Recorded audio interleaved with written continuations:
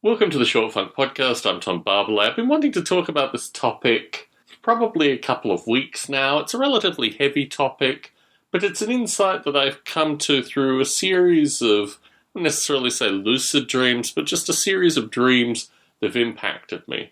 And that is associated with what perceptually happens at the time of death. Now, obviously, our perceptions can be clouded through this. We could be dreaming, in a variety of circumstances. As most people seem to die in euthanasia-like circumstances, we could be heavily drugged up, opiated, this kind of stuff. But my perspective is that our reality, our perspective on reality, our perception of reality comes in time deltas.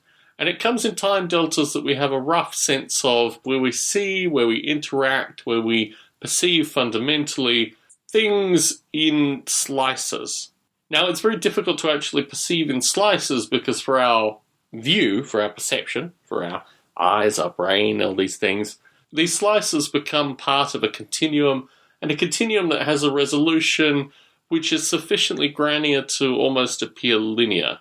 That being said, it's like you can't intuit the different time slices. When you watch films, for example, you might see it at 25 frames a second, you might see it at 30 frames a second, but you get a sense that your time perception is those fractions of a second, where if you stack things linearly in front of you at those time slices, it looks perceivably like one would realistically experience. And if you construct reality down to these time slices and these perceptions over time slices, you start to realize that your own experience is really these perceptions over time slices over time. And when you come to your last perception, when you come to the moment of death, what in fact actually happens. My perspective when you start looking at this philosophically is potentially it might be like a pause, like a grand pause, that the world just stops. And at that point all the perceptions come to that one last perception. And perhaps this is what you experience. Perhaps this is the instant of death. I think of this because I've been watching the Che Guevara movie series. There are two of them. The second one, they view his execution from when he is shot.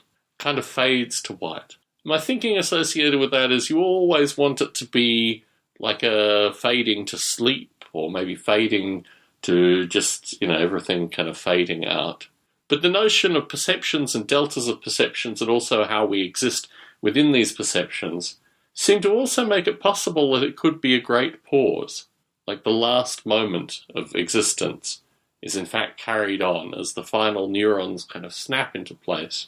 What we perceive is a pause rather than an end. And the notion of a final pause actually psychologically is a little bit more jarring than the notion of just falling to sleep. And I think within that analysis it is something that certainly I've thought about perhaps preparing myself for. Maybe it is a fading to black. But if it is a pause, and in particular if it is a terrifying pause, if it is being shot, if it is being hit by a train, if it is being run over, if it is drowning, the final second of drowning, these kind of things, we could be left with a perception that is really resonating and really powerful. And perhaps in this notion of death, you get a different perspective on all these things. These are the kind of things that strike me through lucid dreaming, my early awake states in these times and places. I want to point out that I don't fear these components. I don't overly ruminate about them, but it's a pretty interesting philosophical point. Something to think about, or at least something to test philosophical principles over. And the stacking of time deltas, fundamentally simulation properties, make this particularly interesting, I think. Tom Barbalet in San Jose, signing out.